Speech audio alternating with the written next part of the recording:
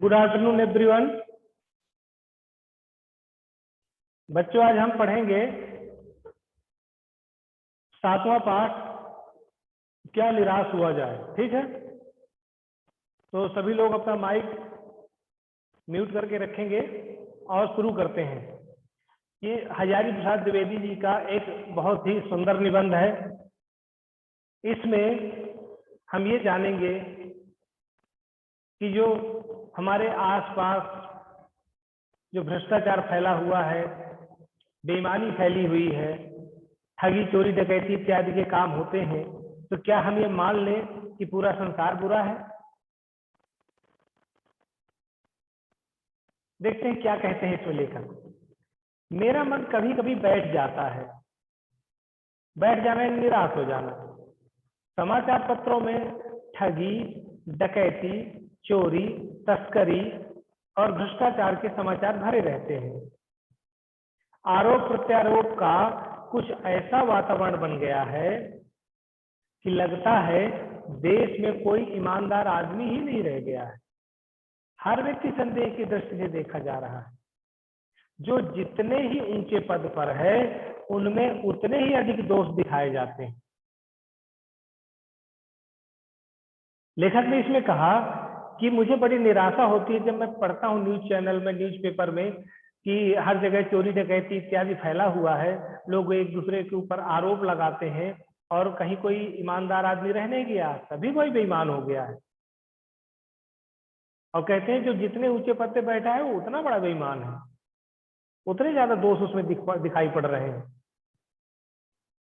तो फिर कहता है लेखक, एक बार एक बहुत बड़े आदमी ने मुझसे एक बार कहा था कि इस समय सुखी वही है जो कुछ नहीं करता है।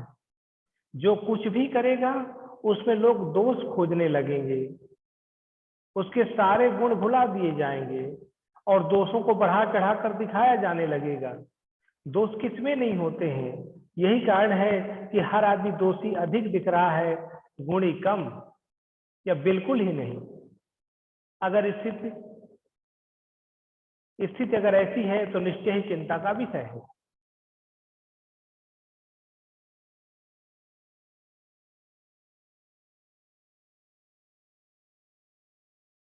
चलिए, तो इतना हमने पढ़ा। इसमें से कुछ आपसे पूछते हैं।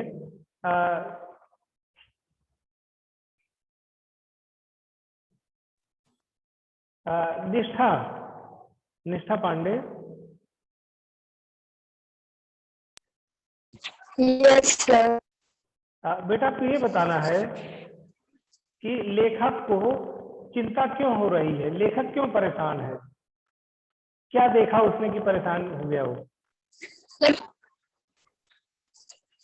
सब भ्रष्टाचार, चोरी डकैती, वातावरण मतलब बदल गया, इसलिए वो परेशान।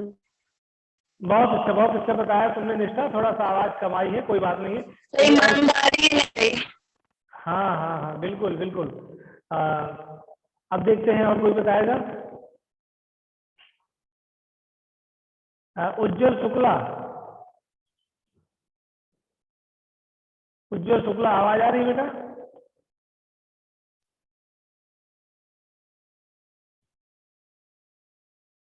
उज्जवल शुक्ला, आवाज आ रही मेरी? ऐसा कोई बात नहीं है। उमेश कुमार। हाँ उमेश, बोलो बेटा।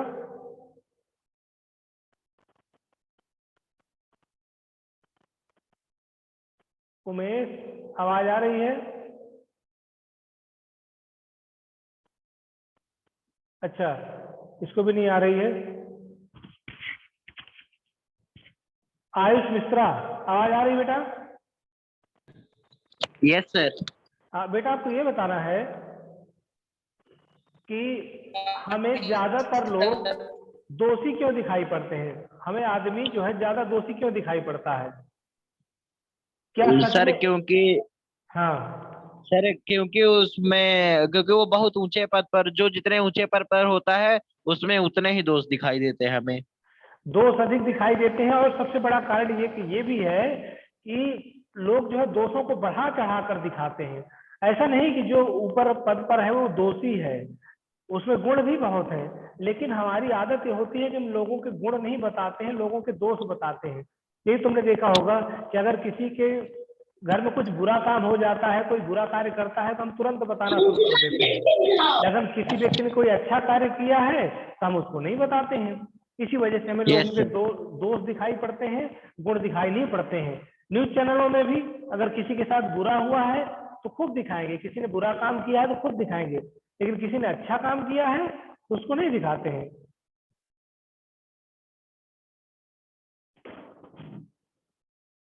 चलिए आगे जानते हैं। सभी माइक अपना म्यूट कर लें। क्या यही भारतवर्ष है? लेखक क्या कहते हैं, क्या यही भारतवर्ष है जिसका सपना तिलक और गांधी ने देखा था? रविंद्रनाथ ठाकुर और मदन मोहन मालवीय का महान संस्कृति शब्द भारतवर्ष किस अतीत के गह्वर में डूब गया है? गह्वर यानी गड्ढे में। आर्य और द्रविड़, हिंदू और मुसलमान, यूरोपीय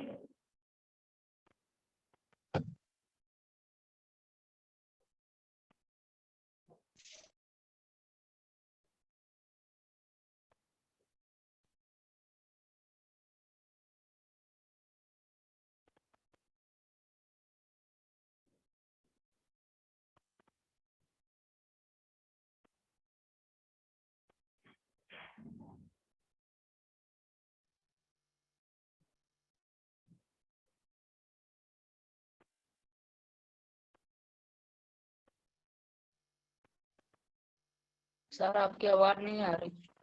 ये स्क्रीन पर कौन क्या करके चला गया है? सर देव देव श्रीवास्तव किया है। देव श्रीवास्तव किया है।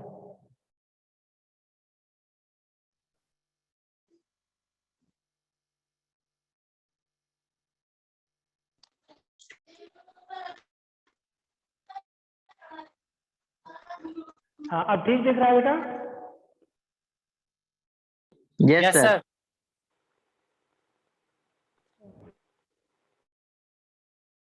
हाँ अब देखते हैं यहाँ पर लेखक ने यहाँ पर क्या कहा कि क्या ये गांधी और तिलक का देश है, क्या रविन्द्रनाथ ठाकुर और मदन मोहन मालवीय का देश है, क्या आर्य, हिंदू, द्रविड़ इत्यादि मुसलमान ये जो सब थे कहाँ पर? भारतीय आदर्शों की मिलन भूमि मानव महासमुद्र क्या सूख गया है? मेरा मन कहता है ऐसा हो नहीं सकता है, हमारे महान मनुष्यों के सपनों का भारत है और ऐसा ही रहेगा। देखिए कैसे कह सकते हैं, मानव महासमुद्र। मानव महासमुद्र देश को क्यों कहा गया? भारत को क्यों? क्योंकि आपने जानते हैं कि जो तमाम नदियां हैं वो अलग अलग जगह से आती हैं, समुद्र में आकर के मिल जाती हैं। उसी तरीके से उन नदियों का पानी अलग अलग होता है, अलग अलग स्वाद, अलग अलग कलर, अलग अलग गुण, लेकिन सब जाकर के समुद्र के गुण में मिल जाती हैं। उसी प्रकार से ये जो तमाम मानव हैं, चाहे वो आर्य हो, द्रविड़ हो, हिंदू हो, मुसलमान हो, शक हो, कुषाण हो, शुंग हो, यूरोपीय हो, यूनानी हो, चीनी हो, मंगोल हो, कोई भी हो, सब आकर के भारत में मिल गए और आज सब क्या कहलाते हैं? वो सब भारतीय कहलाते हैं। इसीलिए भारत को मानव महासमुद्र कहा गया। और क्या सूख गया है? लेखक विश्वास जताता है ये सूखा नहीं है, यहाँ इतना निराश होने की जरूरत नहीं है। बस जो यहाँ पर बुराइयां दिख रही हैं, उन बुराइयों का कुछ कारण है, वो कारण भी हम जानेंगे आगे। ये सही है कि इन दिनों कुछ ऐसा माहौल बना है कि ईमानदारी से मेहनत करके जीविका चलाने वाले निरीह और भोले भाले श्रमजीवी पिस रहे हैं और झूठ तथा फरेब का रोजगार करने वाले फल फूल रहे हैं। ईमानदारी को मूर्खता का पर्याय समझा जाने लगा है। सच्चाई केवल भीरू और बेबस लोगों के हिस्से पड़ी थी। ऐसी स्थिति में जीवन के महान मूल्यों के बारे में लोगों की आस्था हिलने लगी है। देखिए इसका मतलब क्या है? लेखक कह रहा है कि सब कुछ बुरा नहीं है, अच्छा है। तो लोग कहते हैं कैसे अच्छा है? कहते हैं कि जो ईमानदारी से मेहनत करो तो गरीबी हो जाती है। मजदूर बेचारे मेहनत करते हैं, क्या पाते हैं? कुछ नहीं। लेकिन जो झूठ बोलता है, बेईमान होता है, वो तो बड़ा आदमी बन जाता है, अमीर बन जाता है, पैसे वाला बन जाता है। और जो ईमानदारी से उत्तर देता है, सब कुछ बता देता है, लोग घर वाले कहते हैं कितना बेवकूफ आदमी है, ईमानदारी के चक्कर में पड़ा है। किसी दुकान में गया, दुकान वाले ने धोखे से उसको 100 रुपए ज्यादा लौटा दिए, तो उसे लगा कि मुझे 100 रुपए ज्यादा दिए हैं, वो दुकान वाले को लौटा दिया, तो लोग कहें कितना बेवकूफ आदमी है। और अगर वही 100 रुपए बेईमानी में रख लिए तो लोग कहेंगे कितना चलते पुर्जा आदमी। इसीलिए कहा सच्चाई केवल भीरू और बेबस लोगों के हिस्से पड़ी। सच्चाई से कौन चलते हैं? जो बहुत गंभीर हैं और बेबस हैं, ये दबे कुचले लोग हैं। और जो बेईमान आदमी है वो तो बेईमानी से काम करता है और सफल है। इसीलिए लोगों को ये महान मूल्यों के बारे में लोगों की आस्था हिलने लगी है। महान मूल्य क्या है? ईमानदारी, सच्चाई, नैतिकता, आदर, परोपकार, ये महान गुण है। और लोग कहने लगे इनको करने से कोई फायदा नहीं, क्योंकि जो इस चक्कर में पड़ा रहता है उसको कुछ नहीं मिलता है। तो क्या सत्य है ये? आगे जानते हैं। भारतवर्ष ने कभी भी भौतिक वस्तुओं के संग्रह को अधिक महत्व नहीं दिया। भौतिक वस्तु का मतलब होता है कि टीवी, पंखा, कूलर, सोना चांदी इत्यादि, पैसा रुपया। भारत ने कभी भी भौतिक वस्तुओं के संग्रह यानी इकट्ठा करने को अधिक महत्व नहीं दिया। उसकी दृष्टि से मनुष्य के भीतर जो महान आंतरिक गुण स्थिर भाव से बैठा हुआ है वही चरम और परम है। लोभ, मोह, काम, क्रोध। सर आपकी आवाज कट बहुत रही है। तुम्हारा नेटवर्क सही ना होगा बेटा। लोभ, मोह, काम, क्रोध आदि विचार मनुष्य में स्वाभाविक रूप से विद्यमान है, पर उन्हें प्रधान शक्ति मान लेना और अपने मन तथा बुद्धि को उन्हीं के इशारे पर छोड़ देना तो बहुत बुरा आचरण है। भारतवर्ष ने कभी भी उन्हें उचित नहीं माना है। उन्हें सदा संयम के बंधन से बांध कर रखने का प्रयत्न किया है, परंतु भूख की भी उपेक्षा नहीं की जा सकती, बीमार के लिए दवा की उपेक्षा नहीं की जा सकती, गुमराह को ठीक रास्ते पर ले जाने के उपायों की उपेक्षा नहीं की जा सकती। देखिए यहां पर कहने का मतलब यह है कि लेखक ने कहा कि हमारे देश में कभी भौतिक वस्तुओं का संग्रह को महत्व नहीं दिया, यानी सोना चांदी की इकट्ठा करेंगे या बहुत सारा पैसा इकट्ठा करेंगे। लोगों के अंदर गुण थे कि नहीं, सच्चाई और ईमानदारी से काम करना चाहिए। और कितने सारे ऋषि मुनि थे, दधीच जैसे ऋषि थे कि इस संसार के कल्याण के लिए अपनी हड्डियां दे दी थी। कितने ही महापुरुषों की बात करें जिन्होंने अपना बलिदान कर दिया। लेकिन क्या सबको बलिदान करना चाहिए? अपने लिए कुछ नहीं रखना चाहिए। और रही बात लोभ, मोह, काम, क्रोध, गुस्सा किसे नहीं आता? लोभ किसके अंदर नहीं है? मोह किसके अंदर नहीं है? सबके अंदर है। लेकिन प्रधान शक्ति नहीं मान लेना चाहिए, इन पे कंट्रोल रखना चाहिए, बुरा आचरण नहीं करना चाहिए, संयम के साथ बांधकर इनको रखना चाहिए। और उसके बाद फिर हमें अपनी भूख की व्यवस्था करनी चाहिए, बीमार की दवा की व्यवस्था करनी चाहिए, यानी हमें धनार्जन करना चाहिए, लेकिन सही रास्ते पर चलकर।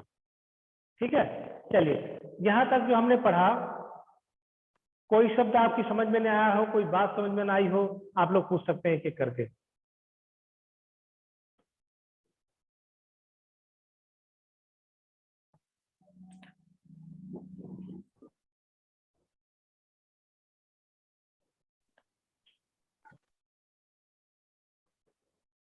सब आ गया समझ में?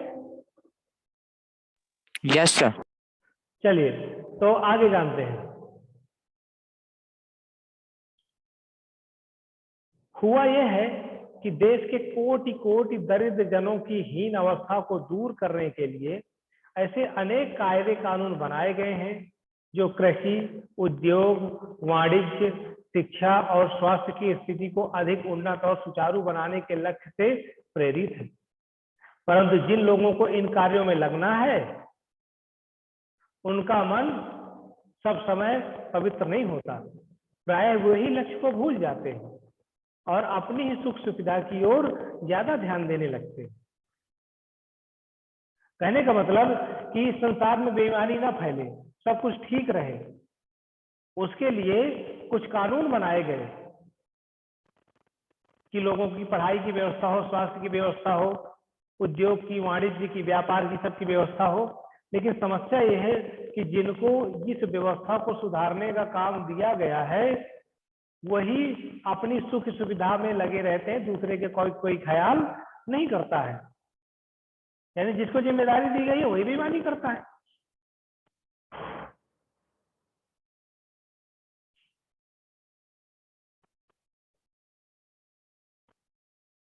फिर देखते हैं,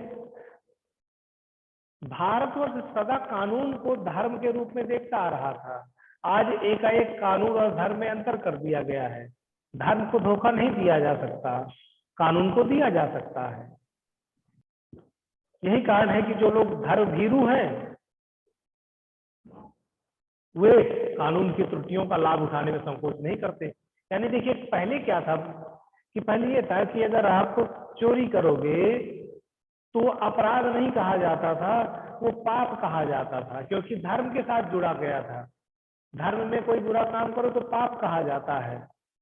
लेकिन आज वो धर्म से हटा दिया गया, चोरी करना लोग कहते हैं कि अपराध है, तो लोगों ने कहा चलो अपराध कर लेते हैं, 1 करोड़ की चोरी कर लेते हैं, 10 लाख रुपए का मंदिर बनवा देंगे, उसमें ब्राह्मण भोजन करवा देंगे, भंडारा कर देंगे, तो 10 लाख में हमारा पाप कट जाएगा और 90 लाख में हमारा फायदा हो जाएगा। तो इस तरीके से लोग कानून की त्रुटियों का फायदा उठाते हैं और धर्म भीरू यानी धर्म को तो मानते हैं कि ये पाप है, लेकिन बेईमानी करने से बाज नहीं आते हैं। सुबह सुबह पूजा पाठ करके कहते हैं कि भगवान आज दिन भर में जितना बेईमानी करूं मुझे माफ कर देना। तो कानून और धर्म को लोग अलग समझते हैं, और पहले एक समझते थे कानून और धर्म को, इसीलिए इतनी बेईमानी नहीं थी। आज अलग है इसलिए ज्यादा बेईमानी है। इस बात के पर्याप्त प्रमाण खोजे जा सकते हैं कि समाज के ऊपरी वर्ग में चाहे जो भी होता रहे हो, भीतर भीतर भारतवर्ष अब भी यह अनुभव कर रहा है कि धर्म कानून से बड़ी चीज है। अब भी सेवा, ईमानदारी, सच्चाई और आध्यात्मिकता के मूल्य बने हुए हैं। वे दब अवश्य गए हैं लेकिन नष्ट नहीं हुए हैं। आज भी वह मनुष्य से प्रेम करता है, महिलाओं का सम्मान करता है, झूठ और चोरी को गलत समझता है, दूसरे को पीड़ा पहुंचाने को पाप समझता है। हर आदमी अपने व्यक्तिगत जीवन में इस बात का अनुभव करता है। समाचार पत्रों में जो भ्रष्टाचार के प्रति इतना आक्रोश है वो यही साबित करता है। तो कहने का मतलब देखिए, व्यक्ति बेईमानी करता है, चोरी करता है, सब कुछ करता है, लेकिन कहीं ना कहीं वो जरूर मानता है कि गलत काम है। अगर ऐसा ना हो तो आपने देखा होगा, अगर सड़क में कोई व्यक्ति चोरी करके भाग रहा है, किसी की चैन छीन के भाग रहा है, तो सब लोग मिलकर के उसको मारते क्यों हैं? अगर सब लोग चोरी को बुरा ना मानते हो, अच्छा सभी बुरा मानते तभी तो उसको मारते हैं, पीटते हैं। न्यूज़पेपर में अगर कोई भ्रष्टाचारी नाम आ जाता है तो लोग सभी उसको गाली देते हैं, सभी उसको कोसते हैं। तो कहने का मतलब कि बुरी चीजें हैं, लोग इनको बुरा मानते हैं, ऐसा नहीं, अंदर अंदर मानते जरूर है, और तभी मानेंगे जब उनके अंदर कुछ अच्छाई है। लेकिन समस्या ये है कि वो अच्छाई अभी दबी हुई है। इसमें बहुत सारी चीजें हैं अभी, तो हम आपको बताएंगे आगे। चलिए, यहां तक कुछ पूछना है किसी को तो पूछिए।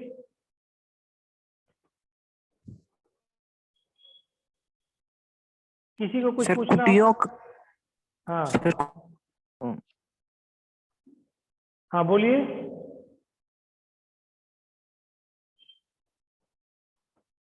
आवाज नहीं आ रही, जो भी बोलना चाहते हैं।